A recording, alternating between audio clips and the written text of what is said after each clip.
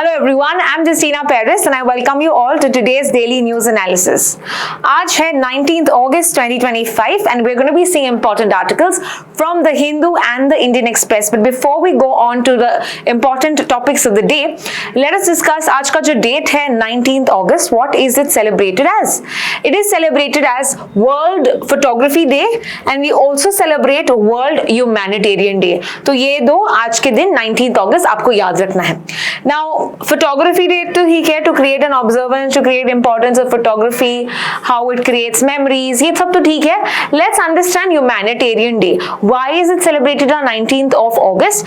That is because इस दिन को 2003 में यहाँ पे हम देखते हैं यूएन हेडक्वार्टर्स इन बगदाद, यहाँ पे एक अटैक हुआ था. So many of the humanitarian जो ह्यूमैनिटी के लिए काम करते हैं, जो वेलफेयर के लिए काम करते हैं, around 22 people died in this particular incident. So this is mainly to kind of pay tribute to the workers जो ह्यूमैनिटेरियन सर्विस करते हैं, उनकी importance and specially even to honour the work of women in crisis. So that is why they celebrate the world humanitarian day. और इस बार का जो theme है, it is act for humanity. Okay, so you might have seen hashtag act for humanity. That is the most important. That is the theme of the World Humanitarian Day. Let's now proceed to the articles of the day. पहला जो article हम देख रहे हैं, so mainly we see that many articles are common. The Hindu और Indian Express में जो club करके ही मैंने दिया है. So first article that we are seeing is यहाँ पे जो opposition party है, इनका जो coalition है, India करके कहते हैं.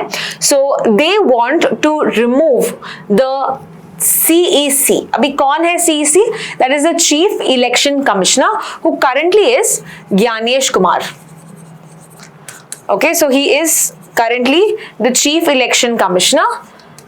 And अगर हम देखें who are the other election commissioner, so we know that जो election commission of India जो है, it is a multi-member body. तो यहाँ पे chief एक होता है और दो दूसरे election commissioners होते हैं. तो एक है Sukhbir Singh Sandhu and the next one we have is Dr. Vivek Joshi. So there are total 3 members. This is the first one, this is the second one. So they want to remove whom? They want to remove the Chief Election Commissioner. Why they are not saying about Election Commissioner? Because इनको अगर निकालना है तो CEC recommend करता है. Whereas CEC को निकालना है तो कौन निकाल सकता है? It is done similarly like we have for the Supreme Court judge. यानी कि पार्लियामेंट निकाल सकती है Chief Election Commissioner को. Now let us understand why are they seeking the motion to remove the Chief Election Commissioner? That is because यहाँ पे Supreme Court ने यहाँ पे order दिया है, right, to publish details जो 65 lakh voters को exclude किया था, okay, with regard to the draft, okay, the Bihar के जो electoral rolls हैं, तो उसके लिए उन्होंने reply मांगा है, Supreme Court ने मांगा है, right, and यहाँ पे हम देखते हैं कि एक प्रेस रिलीज था संडे को जिसमें the chief election commission said that the opposition party is creating a misinformation. So यहाँ पे the opposition party is saying कि जो इलेक्शन कमीशन ऑफ इंडिया है ये एक्ट कर रहा है बीजेपी का politician. So it's like a political issue that we see. That is why यहाँ पे वो सीक कर रहा है, वो चाहते हैं कि सीईसी को रिमूव किया जाए. But on the other hand इसमें क्या है, दिस बेसिकली अ मिसअंडरस्टैंडिंग और ट्रस्ट डेफिसिट कह सकते हैं between the opposition and the chief election commission. So let's now understand about this body, that is about the election commission of India. Quickly we will see some important facts that are important for your exam. Is that right? So यहाँ पे हम देखते हैं the chief election and the election commission, इनको salary मिलती है as equivalent as a supreme court जज. Okay, and इनका जो टेन्योर होता है, इट कुड बी 6 years और it could be 65 years, whichever is earlier. So any of the two. Okay. Now CEC और EC की बात करें, they cannot be reappointed. Okay. So CEC cannot be again reappointed as CC. EC cannot be reappointed as EC. But अगर कोई EC है, वो CEC बन सकता है. ओके, सो अगर मैं EC हूं तो मैं CEC में हायर पद पे, हायर पोस्ट पे जा सकता हूं, प्रोवाइडेड मैंने अपना टेन्योर खत्म नहीं किया है। सो आपको एक ही बार टेन्योर मिलता है 6 साल या 65 years. So imagine somebody is से 50 ईयर्स, ओके, ऐसा नहीं कि वो 15 साल ईसी बन सकते हैं, he only gets 6 more years which is 56 years तक। Is that clear? If somebody is say 62 years, ऐसा नहीं कि और 6 साल मिलेंगे इनको, year in this case they will only get 65। So either 6 years या 65 ईयर्स, जहां पे वो जल्दी पहुंचते हैं वो एज में, वो उनका टेन्योर होगा। क्लियर? सो टेन्योर तो हमने डिस्कस किया है, उनका अपॉइंटमेंट भी डिस्कस किया है। अभी हम देखते हैं इनका रिमूव करना है तो कैसे होता है। रिमूवल जो है, remember he can resign, and जो रेजिग्नेशन देते हैं ये दोनों सीसी या ईसी दोनों प्रेसिडेंट को ही देते हैं। क्लियर? यहाँ पे हम देखते हैं the CC can be removed from the office only through a process of removal similar to that of a supreme court जज by the parliament. As I said, अगर चीफ इलेक्शन कमिश्नर को हटाना है तो सुप्रीम कोर्ट जज की तरह ही इनका प्रोसीजर होगा, यानी कि पार्लियामेंट हटाएगी। So you must have seen in the जब यशवंत राव का जब केस कर रहे थे हाई कोर्ट जज के बारे में, so we already saw about it कि रिमूवल कैसे करते हैं। 50 वोट्स फ्रॉम राज्यसभा और 100 वोट्स फ्रॉम लोकसभा, फिर मोशन लेता है supreme court the speaker of the Lok Sabha, फिर वो डिसाइड करता है कि क्या इसको आगे दिया जाए। अगर मान लो कहते हैं आगे दिया जाए, देन इंक्वायरी कमेटी बैठती है कि क्या उन्होंने सच में गलती की है, फिर वोटिंग होता है। एंड ये जो वोटिंग होता है पार्लियामेंट में, तो याद रखना ये पार्लियामेंट में जो वोटिंग होता है it happens through the special majority, यानी कि it's not very easy to remove these high post, right? So special majority यानी कि 50% नहीं, that would be simple majority, we would write 2/3 majority, 2/3 जो है उस मेजोरिटी के हिसाब से इनको हटा सकते हैं। But this remember is only for chief election commissioner. अगर तुमको इलेक्शन कमिश्नर्स को हटाना है, यानी अगर तुमको सुखबीर सिंह संधू और डॉक्टर विवेक जोशी को हटाना है, तो ये रिकमेंडेशन दे सकते हैं ओनली बाय द सीईसी, यानी पार्लियामेंट इनको हटाएगी नहीं, ये सिर्फ सीईसी ईसी को हटा सकती है। Now little about the election commission of India. ये जो आर्टिकल हम देखते हैं it's a constitutional body, and यहाँ पे जो कॉन्स्टिट्यूशन का आर्टिकल नंबर है it is article 324।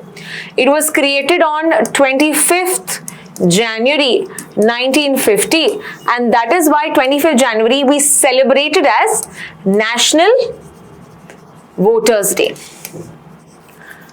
Okay, now ये हम अभी ये सीईसी की बात कर रहे हैं। आपको यहाँ पे क्वेश्चन है, who is the first chief election commissioner, who is the first chief election commissioner, ये आपको कमेंट सेक्शन में बताना है।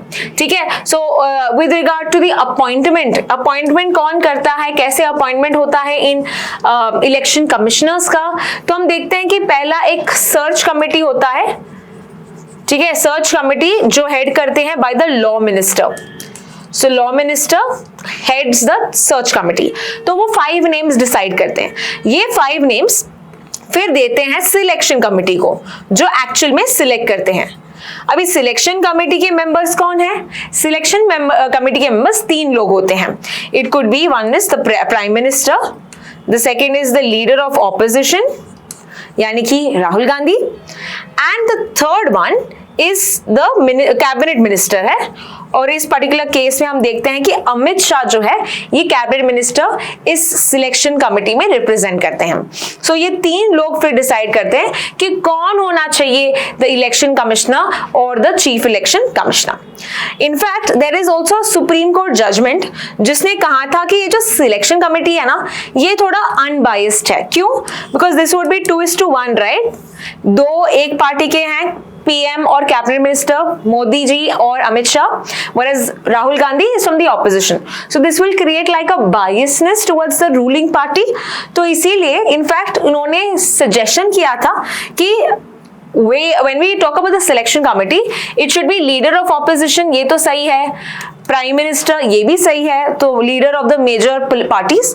इनके अलावा ही सेड सीजेआई होना चाहिए, चीफ जस्टिस ऑफ इंडिया होना चाहिए। But according to the law CJI को रिप्लेस किया गया था by the cabinet minister. Is that clear? Now you are going to tell me what is the name of the article not article, you could say what is the name of the judgment जहां पे ये case बताया था. So you have to tell me the name of the Supreme Court judgment or Supreme Court case in which the Supreme Court said that जो selection committee के members CJI, PM और leader of opposition होना चाहिए. 2023 का case है and that you have to tell me in the comment section. Is that right? Now we will proceed to the second article of the day. Second article है who decides the nominations to Union Territories Assemblies. Okay, so we've heard कि कुछ members nominated होते हैं in the legislative assemblies.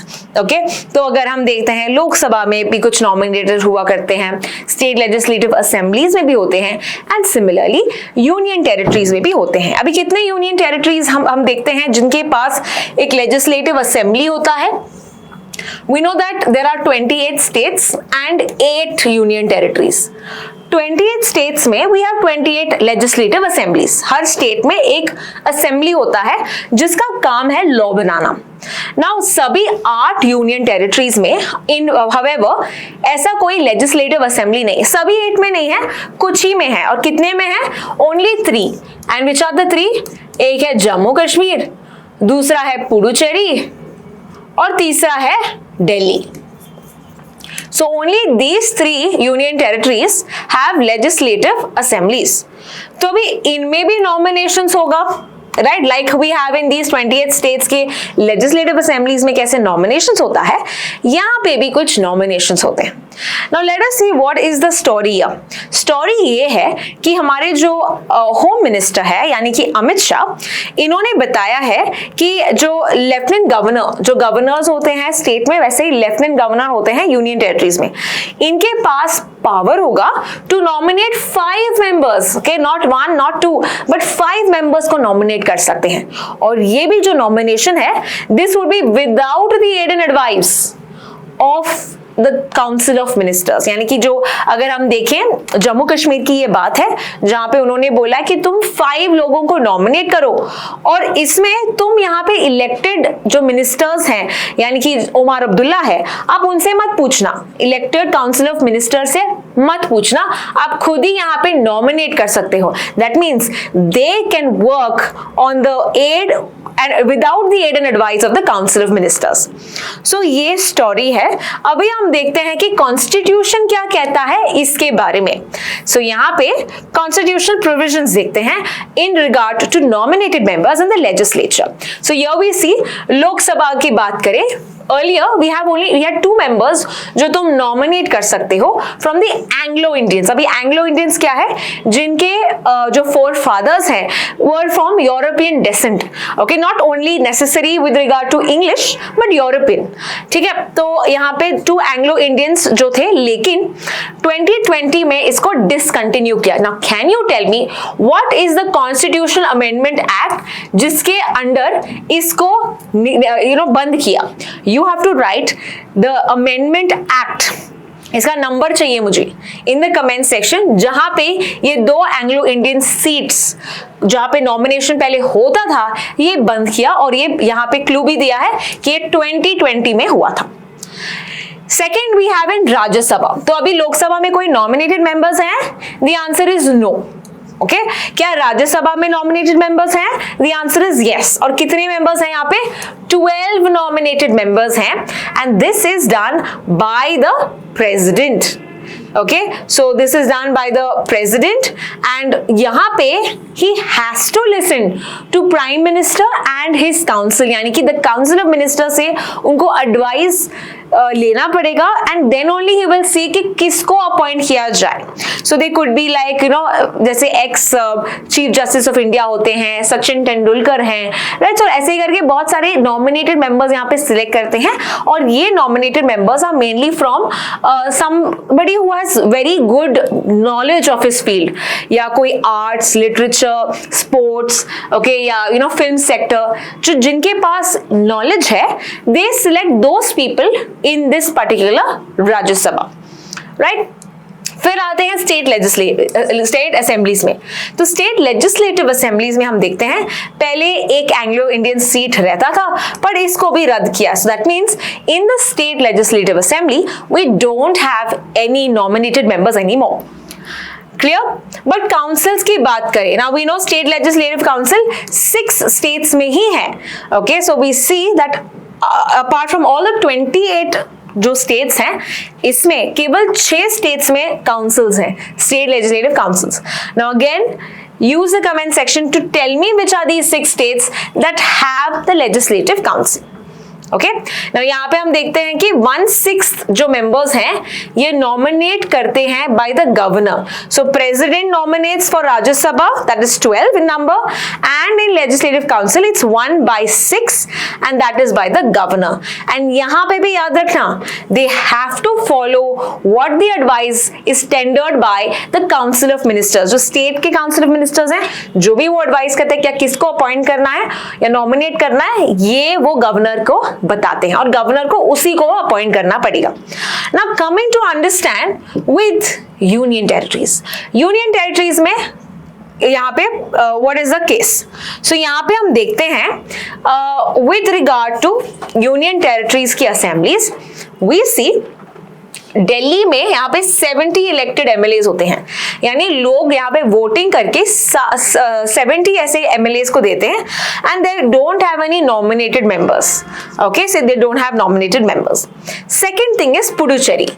Puducherry में 30 ऐसे elected MLAs होते हैं और अप टू 3 नॉमिनेटेड मेंबर्स हो सकते हैं and that is done by the union government, यानी सेंट्रल गवर्नमेंट ये डिसाइड करती है कि कौन ये नॉमिनेटेड मेंबर्स होने चाहिए। Third case is with regard to the third union territory, that is Jammu Kashmir. Jammu Kashmir, now we know that Jammu Kashmir was a full-fledged state, right? But 2019 में it was divided, okay, and it was made into 2 union territories. One is Jammu Kashmir and the second one is Ladakh. Now Ladakh did not get a legislative assembly, but Jammu Kashmir got its legislative assembly for elections और सब हुए। So with regard to Jammu Kashmir के Reorganization Act 2019 जो amend किया गया था 2023 में, यहाँ पे डिसाइड किया गया था कि कितने सीट्स होने चाहिए, तो इन्होंने इनको फिक्स कर दिया है to 90 elected seats. Is that clear? So among all the union territories, Jammu Kashmir के पास ज्यादा सीट्स हैं in the legislative assembly, as well as 5 यहाँ पे नॉमिनेटेड सीट्स भी है, और ये नॉमिनेटेड सीट्स LG यानी कि लेफ्टिनेंट गवर्नर डिसाइड करता है without the aid and advice of the council of ministers of Jammu Kashmir. और ये जो 5 मेंबर्स हैं ये कहाँ से आते हैं? 2 of them are women, 2 of them are Kashmiri migrants, one is a displaced person from POK, that is Pakistan occupied Kashmir. तो ये 5 मेंबर्स इन्होंने बताया भी है कि कहां से इनको चुनना है। Now let us see some Supreme Court judgments with regard to this particular case of nominations. तो एक केस है के Lakshmi Narayana versus union of India, 2018 का केस है, जहां पे मद्रास हाई कोर्ट कहते हैं कि it has upheld the union government's power to nominate 3 Puducherry MLAs without the union territories government's advice। यानी कि अगर हम देखते हैं यहाँ पे पुडुचेरी की बात करें, ये कौन अपॉइंट कर रहा है? ये LG अपॉइंट कर रहा है, यानी कि यूनियन गवर्नमेंट अपॉइंट कर रहा है। They are not taking the advice of Puducherry के जो काउंसिल ऑफ मिनिस्टर्स हैं, उनका एडवाइस ही ले रहे हैं। ये सेंट्रल गवर्नमेंट के पास इतना पावर है। और ये कौन से जजमेंट में कहा था? The judgment was Lakshmi Narayan versus union of India. ठीक है, the first one is clear. Next हमारा है government of NCT of Delhi versus union of India 2023। Now in this we have established the triple chain of command. Now what is the triple chain of command? Let's understand. So we have जो civil servants हैं, okay, like IAS officers, IPS officers, the bureaucracy. जो ground level पे officers हैं, उनका boss कौन है? उनका boss है the ministers, right? The ministers, like for example, you have Amit Shah, you have Rajnath Singh, S. Jaishankar, Nirmala Sitharaman. These are all ministers, यानी कि they are executive का part. Now these ministers, उनको जवाब देना पड़ता है in the legislature. Parliament में जवाब देते हैं, right? तो legislature पे उनकी accountability set की गई है. और अगर हम इसको और भी थोड़ा आगे ले, legislature में जो है, right? These are MLAs या MPs, जो लॉ मेकिंग बॉडी है, एमपीज या एमएलएस, इनको कैसे चुना गया है? लोगों ने चुना है. It is elected by the people, right? तो अगर ये अपना ड्यूटी परफॉर्म नहीं करते हैं तो लोगों के पास इतना पावर है कि उनको नेक्स्ट इलेक्शन में जिताया नहीं जाएगा, right? So they are accountable in turn to the people. So the main three command, triple chain of command is this. ठीक है, इनका अकाउंटेबिलिटी यहाँ पे, इनका अकाउंटेबिलिटी यहाँ पे और इनका अकाउंटेबिलिटी पीपल में. So that is why it's called triple chain of command. तो इसके हिसाब से the LG is bound by the aid and advice of the council of ministers, लेकिन कुछ मैटर्स के लिए ये रिजर्व किया गया है. सो फॉर एग्जाम्पल दिल्ली में when you talk about land and order या लॉ एंड ऑर्डर या police, that is given to the LG. उसको यहाँ पे एड एंड एडवाइस यानी काउंसिल मिनिस्टर से पूछना नहीं पड़ेगा. सो कुछ सब्जेक्ट्स के लिए रिजर्व्ड है, whereas for the rest of the things they have to work according to the ministers. Is that clear? Now, what are the problems with this particular case? जहाँ पे अमित शाह ने कहा है कि 5 members को तुम अपॉइंट कर सकते हो, नॉमिनेट कर सकते हो without talking or without asking the council of ministers. What are the repercussions of this? Concern ये है कि ये majority को alter कर सकती है ना. 5 is a bigger number. Okay? ऐसे लगता है कि अरे 5 ही तो members हैं, but नहीं. This can change majorities. Okay, further, especially because ये assembly जो है ये small in number है, right? In 10 people, okay, if we say that if 3 people are nominated, it's a big number out of 10. But अगर मान लो it was 500 में 3 अगर add या इधर का उधर हो जाए, nobody will like worry. But because the number is small, that is a major problem.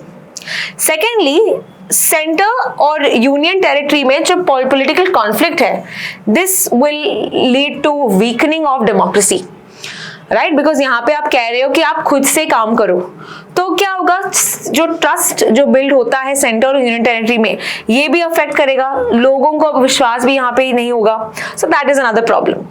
Further, Jammu Kashmir अभी नया नया यूनियन टेरिटरी बना, पहले तो स्टेट था, बिकॉज इसीलिए हम देखते हैं कि ये जो कॉन्फिडेंस है ये और भी उनको लगेगा कि okay we are being neglected. So यहाँ पे उनको ऑटोनॉमी था टिल 2019, बट उसके बाद हमने देखा द चेंजेस सिनेरियो, और अभी भी वो कह रहे हैं कि उनको स्टेट बनना है, एज सेंटर भी कह रहा है कि इन द नियर फ्यूचर ये हो भी सकता है. So this is with regard to the whole case with regard to union territory nominations. Proceeding to the next article. अगला आर्टिकल है with regard to the toll collection. Okay, now यहाँ पे एक कमिटी है which is called as the PAC, Public Accounts Committee. We're going to be discussing about this committee in a while. But इन्होंने क्या किया, इन्होंने बोला है कुछ reforms होने चाहिए for toll collection. Now what is toll collection?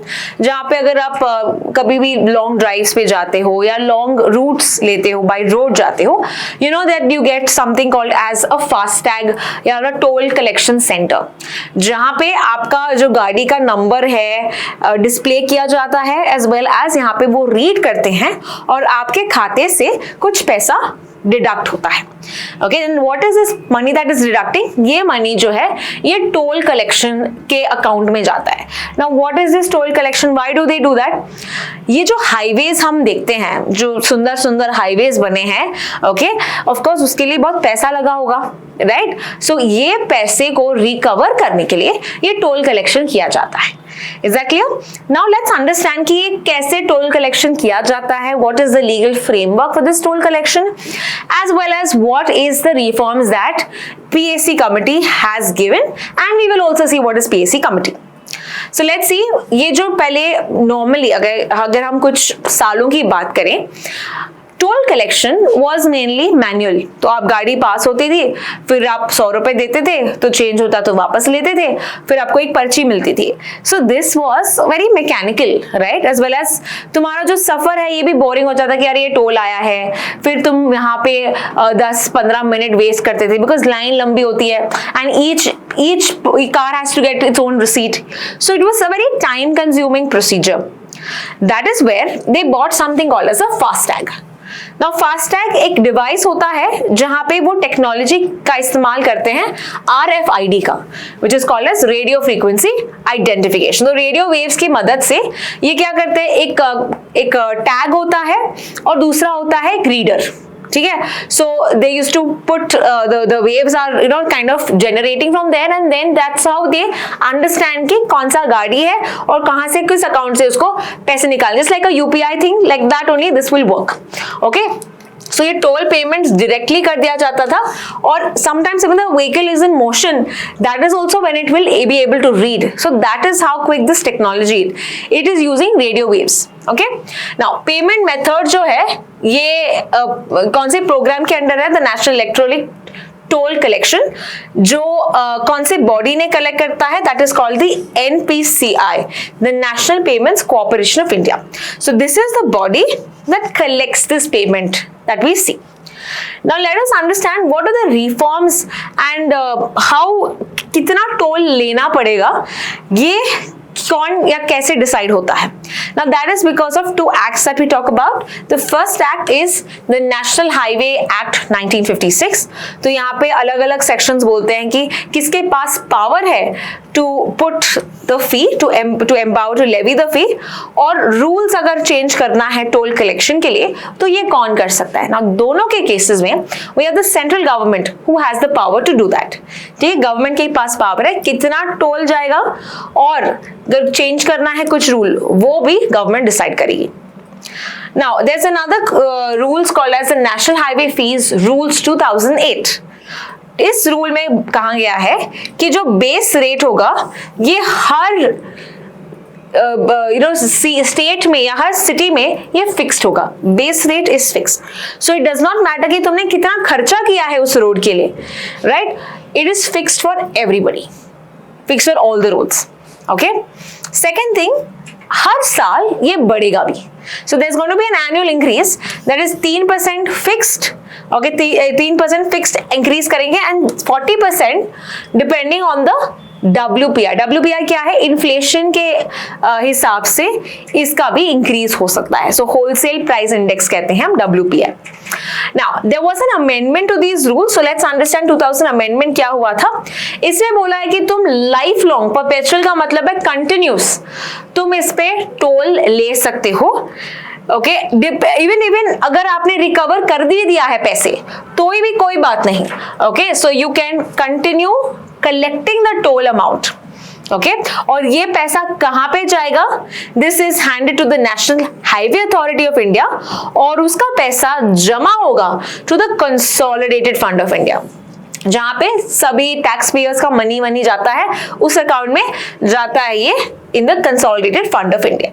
तो ये हमने देखा कि कैसे टोल्स कलेक्ट किया जाता है and who has the power to collect the tolls. Collection किया जाता है either by the government, okay. Collection कैसे करते हैं?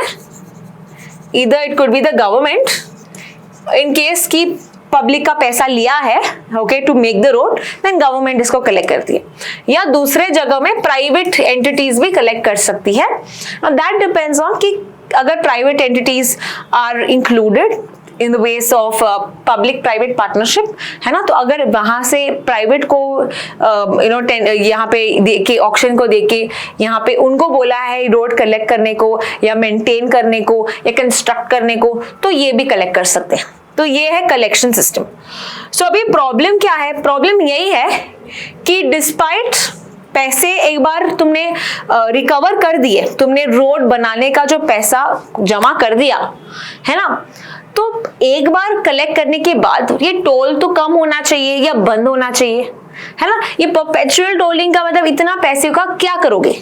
तो जो पब्लिक अकाउंट्स कमीशन है, कमिटी है, इसने बोला ये जो परपेचुअल टोलिंग, ये जो 2008 में तुमने अमेंडमेंट किया था, ये डिसकंटिन्यू करो या तुम रिड्यूस करो टोल्स, ठीक है। जब मेंटेनेंस कॉस्ट या कैपिटल कॉस्ट तुमने रिकवर कर लिया, कम करो, ठीक है। जो बर्डन है जनता पे वो कम करो। फर्दर ओवरसाइट अथॉरिटी, यानी बोला है कि any extension of toll collection beyond recovery, अगर तुम कलेक्ट भी करते हो तो ये अप्रूव होना है, जस्टिफाई होना है by a separate independent regulatory body. तो अगर कलेक्ट करना भी चाहते हो तो तुमको परमिशन लेना पड़ेगा, ठीक है। थर्ड केस, स्पेशलाइज्ड रेगुलेटर, यहाँ पे बोलते हैं कि हम एक एस्टैब्लिश करेंगे एक अथॉरिटी को जो इंश्योर करेगा transparency, fairness and accountability, to ensure कि जो भी हम कलेक्शन कर रहे हैं या फिक्स कर रहे हैं, जैसे मैंने कहा ना 3% रेट फिक्स होता है, ईयरली वो चेंज हो रहा है, सो ये भी तुमको अगर करना है then you require a specialised regulator to ensure what has to be done. Next, link charges to cost, ये जो तुमने इंक्रीज किया है you have to verify properly, और ये क्या बोल रहा है कि इंस्टीट्यूशनल मैकेनिज्म होना चाहिए टू इंश्योर कि तुमने कैसे ये इंक्रीज किया, इसका प्रॉपर रिव्यू होना चाहिए। ऐसे ही तुम आर्बिट्रली इसको इंक्रीज नहीं कर सकते। तो ये एक दूसरा कॉस्ट रिकमेंडेशन दिया। टोल रीइंबर्समेंट्स, नाउ यहाँ पे मान लो तुमको सर्विस अच्छी नहीं है, like for example you are going from one place to another, तुमने टोल दे दिया बट वो जो रास्ता है पूरा बेकार है, ओके, उसमें गड्ढे हैं, उसमें बहुत सारा काइंड ऑफ मेंटेनेंस नहीं है, गंदा सा रोड है, राइट। नाउ इसके लिए तुमने पे किया है, you pay around 200 rupees 300 rupees to go to that road and you see that the road is not good, right. तो अगर ऐसा हुआ then users should be compensated, उनको पैसे वापस कर दो, ठीक है, till they don't get proper service. तुम किसके लिए पैसे दे रही हो, बिकॉज तुमको सर्विस मिल रहा है, लेकिन तुमको सर्विस ही नहीं मिल रहा है, then you should be getting the money back. तो ये भी उन्होंने कहा कि टोल को रीइंबर्स करो if services are not there, connection नहीं है, ठीक है, या आधा ही रास्ता किया है उसके बाद नहीं है, तो वैसे। इसमें फास्टैग के लिए भी रिफॉर्म्स कहा गया है कि जो malfunction, so what happens most of the time is जब तुम एक जगह से दूसरी जगह जा रहे हो, you go through the FASTag, sometimes ये जो रीडर्स हैं काम ही नहीं करते हैं, ओके, ये जो तुम्हारे कैमरा जैसे लगे हैं वो काम नहीं करते, ठीक है। फर्दर कुछ सर्विसेज होने चाहिए ऑन द साइट इटसेल्फ। मान लो कि मेरा बैलेंस होता है, you need to fill your balance, right. So imagine if you not able to do that, या you want some other services, या तुमको एक फास्टैग का स्टिकर लगाना है, now usually that does not happen in this toll counters. तो इन्होंने यहाँ कहा गया है कि तुम ऑन साइट सर्विसेज भी प्रोवाइड करो, यहाँ पे जो कलेक्शन करने के टाइम पे दूसरे सर्विसेज भी प्रोवाइड किया करो, may be keep a separate line for that कि तुम टॉप अप और सब कर सकते हो। इनफैक्ट ऐसा भी है कि अगर मान लो यू डोंट हैव फास्टैग, ठीक है, अगर तुमने फास्टैग, तुम्हारे पास रिचार्ज नहीं है या बैलेंस लो है, और मान लो कि तुमने रिचार्ज नहीं किया and you go through the FASTag counter, in that case it is said कि तुम्हारा जो पैसा कट जाता है that is twice the amount, okay, twice the amount you are asked to pay, because तुमने दूसरों का जो समय है बर्बाद किया है because of payment and all of that, so that is also what the government has done, they double the amount if you don't have a proper full top up or if you have not had a FASTag। तो ये तो देखा हमने reforms with regard to PAC। Let's now see the PAC क्या है, ये देखते हैं body। Now this is an oldest parliamentary accounts committee, oldest committee of the parliament, 1921 में बनी थी। यहाँ पे देखते हैं कि इसका पर्पस क्या है। The purpose of this particular body is to ensure कि वो ऑडिट करे the revenue and the expenditure of the government, ताकि जो पब्लिक का पैसा है वो सही से इस्तेमाल हो। So what is the work of this? To check on the money. Now we say this is a standing committee, we call this a standing committee. Okay, so it's how is it different from other committees in the parliament? So you got ad hoc committees, आपने सुना होगा joint parliamentary committee। तो ये ऐसे दूसरे committees से अलग कैसा है? In case of a standing committee, it could also called as DRSC, that is Departmental Related Standing Committee. We've got about 24 such committees, ठीक है, 24 ऐसे committees होते हैं, और ये जो committees है fixed है, परमानेंट है, ऐसा नहीं कि एक बार लगाया है उसके बाद हटा दिया, नहीं। Whereas ad hoc committee is mainly something that is done for a specific issue, specific purpose। Temporary होते हैं ये ad hoc और joint parliamentary committees। मतलब मान लो कोई बिल है उसको डिस्कस करना है तो एक joint parliamentary committee बिठाई जाती है, वो डिस्कस करते हैं, एक बार डिस्कस हुआ तो वो ठप हो जाती है। That is what the ad hoc or the joint parliamentary committee work, but standing committee is more permanent in its nature. तो ऐसे around 24 है, 16 are in by the ownership of the Lok Sabha members, and whereas 8 are with regard to the Rajya Sabha members. Okay, इनका यहाँ पे appointment और सब होता है. Now what are the functions? As I said, ये committee check करती है कि जो भी कैग के रिपोर्ट्स आते हैं क्या वो सही है. ओके, ये जो एग्जामिन करती है ओके कि कहाँ पे खर्च हुआ है, या जो ऑडिट रिपोर्ट्स आते हैं ये पूरा वो जांच पड़ताल करती है. Further, it will ensure that the money sanctioned by the parliament is spent properly. Okay, that is also what it does. It spends, checks on the spending also. Further, it investigates financial irregularities. अगर कुछ inefficiencies है, government कुछ ज्यादा ही खर्च कर रही है कुछ स्पेसिफिक सेक्टर में, तो यहाँ पे ये अलार्म क्रिएट करती है, यहाँ पे ये हाईलाइट करती है. नाउ कितने मेंबर्स होते हैं ये पीएसी कमिटी में? पीएसी कमिटी में 22 मेंबर्स होते हैं. और कौन इसको अपॉइंट करता है? The appointment is done by the Lok Sabha का स्पीकर. ओके, लोकसभा का स्पीकर इसको अपॉइंट करता है. Because you see 15 members Lok Sabha से हैं और 7 मेंबर्स राज्यसभा से हैं. और कितना टर्म के लिए होता है? लाइक फॉर एग्जाम्पल, ये बॉडी तो परमानेंट है बट हर साल इसको मेंबर्स चेंज होते रहते हैं. तो यहाँ पे हम देखते हैं जो मेंबर्स हैं इनका टर्म 1 ईयर तक होता है. And here we see mostly Lok Sabha का ही मेंबर ऑफ द पार्लियामेंट यहाँ पे इसका चेयरमैन होता है. ओके, सो लोकसभा का मेंबर जो ऑपोजिशन पार्टी से है वो इसका chairman होता है. So this is something that we have to remember. The Lok Sabha MP, mainly, let's for example, let's take Rahul Gandhi. Okay, so he is a Lok Sabha MP, but he is from the opposition, so he can be like the chairman of the committee to ensure कि हम accountability set कर रहे हैं of the legislature, of the ministers as well. Now remember, यहाँ पे minister अगर हो आप तो आप PSC के member नहीं हो सकते. यानी कि Nirmala Sitharaman, S Jaishankar, Rajnath Singh, they cannot be the PSC के members. Okay, तो members कितने हैं? 22. और ये जो लोकसभा MP है ये इनका चेयरमैन है. So this is what we see with regard to the PAC committee. Let's proceed to the next article. Now we see that बहुत सारा डिस्कशंस जो है it is with regard to the parliament itself, because we know that parliament के sessions चल रहे हैं. तो ये वाला भी आप देखोगे, it is basically talking about government ने इंट्रोड्यूस किया है bill in the Lok Sabha to decriminalise 200 ऐसे प्रोविजंस है. Now what act are we talking about? Let's understand. We're talking about the Jan Vishwas Act. ठीक है, तो इसमें क्या है जन विश्वास act? Let's understand about the act first. ये पहला ऐसा एक्ट है जहां पे डीक्रिमिनलाइज करता है माइनर ऑफेंसेस को. मतलब अगर आपने छोटी मोटी चीज किया है, ऐसा नहीं कि आपको यहाँ पे क्रिमिनलाइज किया जाएगा, जेल दिया जाएगा या फांसी दी जाएगी. नहीं, यहाँ पे आपको इधर पैसे देके आपको छोड़ दिया जाएगा. छोटे ऑफेंसेस हैं, then you are given smaller punishments and you are left. You are not overcrowding the prisons here.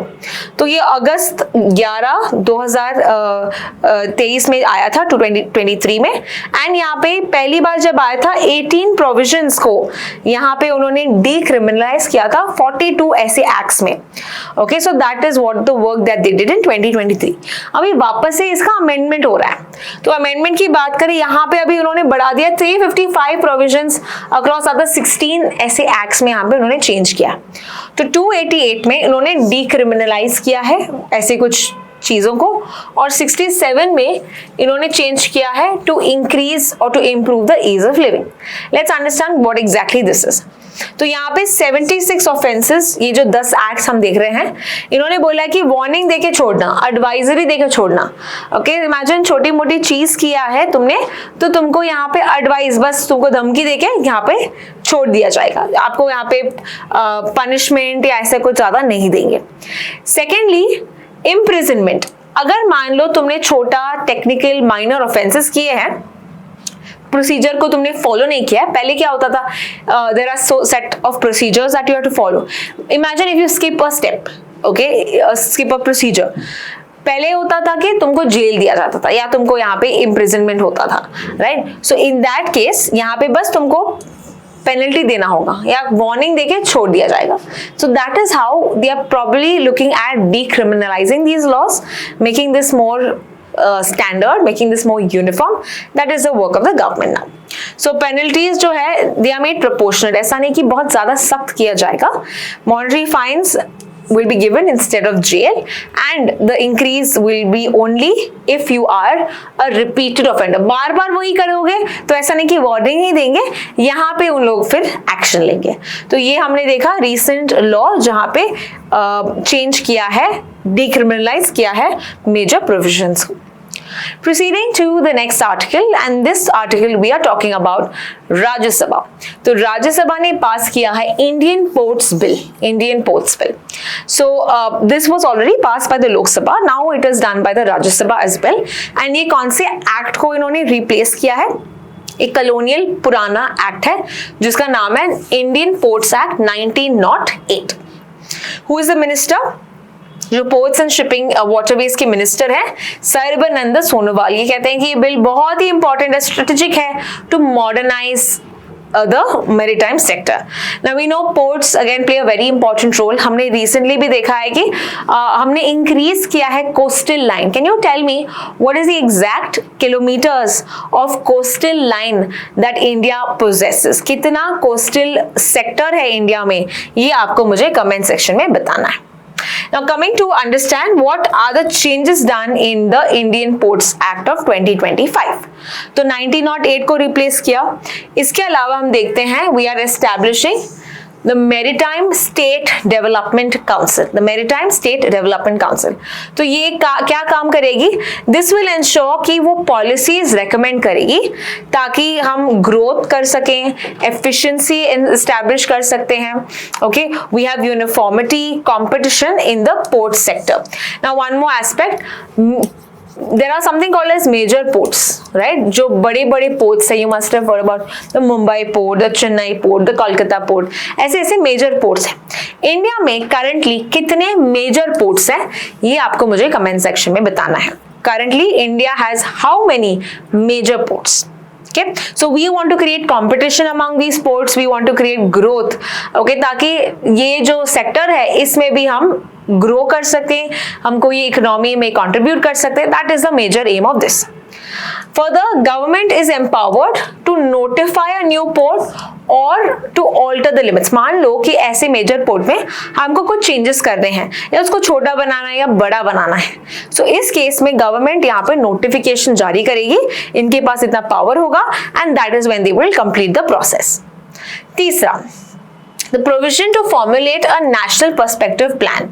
Now again ये गवर्नमेंट के पास होगा कि वो एक यूनिफॉर्म एक plan they with regard to the ports. एक नेशनल प्लान होगा for trade related, okay, for trade, maritime trade. Now as I said ये 2025 ने 1908 के लॉ को यहाँ पे उसने रिप्लेस करना चाहा है, right? So that was outdated और उसमें कुछ चीजें नहीं मेंशन की गई थी, like for example the long term planning, the modern environmental safeguards, okay, the efficient dispute resolution, ये सब यहाँ पे कवर नहीं किया गया था. So that is when now this act is more comprehensive, more modern, more digitization पे focus कर रहे हैं, and that is how it is important. Further 2025 bill जो है, as I said, digitalize modern करता है ecosystem, develop through consultation with coastal cities, industry, public spirit of cooperative federalism. So that is how it is unique in its way. Further, we'll proceed to the next article, and this is with regard to Indian astronauts, Indian astronaut to land on moon in 2040. Jitendra Singh, who is the Minister of Science and Technology, इन्होंने लोकसभा में बताया है. So कुछ facts बताए हैं इस particular article में, जल्दी से इसको हम नोट करते हैं, ठीक है? Firstly, also in the other part of the news हम देखते हैं space related. हमारे जो शुभांशु शुक्ला है, जो एक्सियो मिशन का पार्ट लिया था उन्होंने, to go to the international space station, ये जब वापस से उन्होंने रिहैब और सब कर लिया है, he visited prime minister Narendra Modi at the लोक कल्याण मार्ग, ठीक है? तो इनकी मुलाकात हुई और उन्होंने इनको कुछ गिफ्ट भी दिया है, तो हम देखते हैं कि क्या क्या सब मिला है इनको.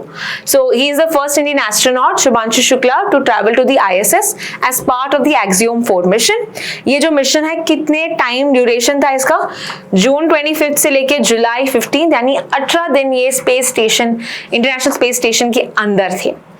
ओके, फर्दर इन्होंने गिफ्ट किया है एक्सियोम 4 का एक patch as well as the tricolour, जो उन्होंने ISS में लेके गए थे, जो स्पेस में लेके गए थे, वो फ्लैग उन्होंने वापस मोदी जी को दिया है। So Modi ji is very happy. Okay, showed he click pictures also, ये वाला पिक्चर है वो। एंड अपार्ट फ्रॉम दैट हम देखते हैं which are the future missions that we're talking about।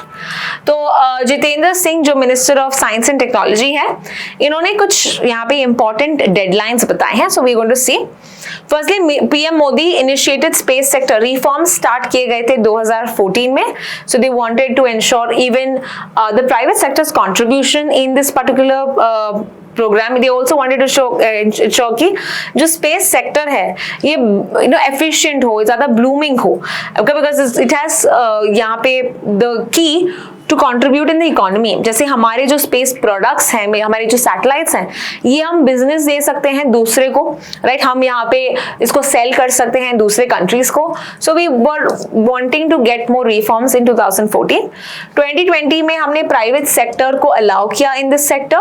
Okay, and यहाँ पे India space economy is at $8 billion, इतना बड़ा है, और 10 सालों में ये $45 बिलियन होगा।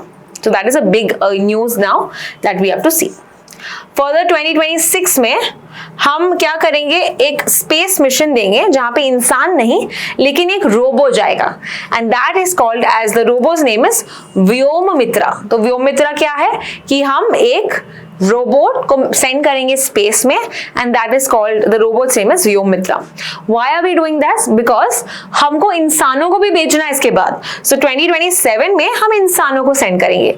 तो इंसानों को सेंड करेंगे कौन से मिशन के अंदर? That is Gaganyaan mission. And हमको पता ही है गगनयान मिशन के जो 3 मेंबर्स हैं, okay, Shubhanshu Shukla was a backup, but बाकी के 3 मेंबर्स ये हमको पता है। Would repeated once again, the one is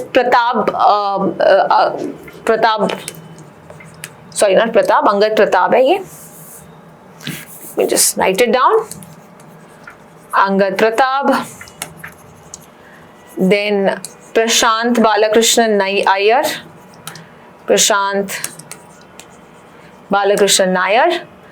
and Ajit Krishnan.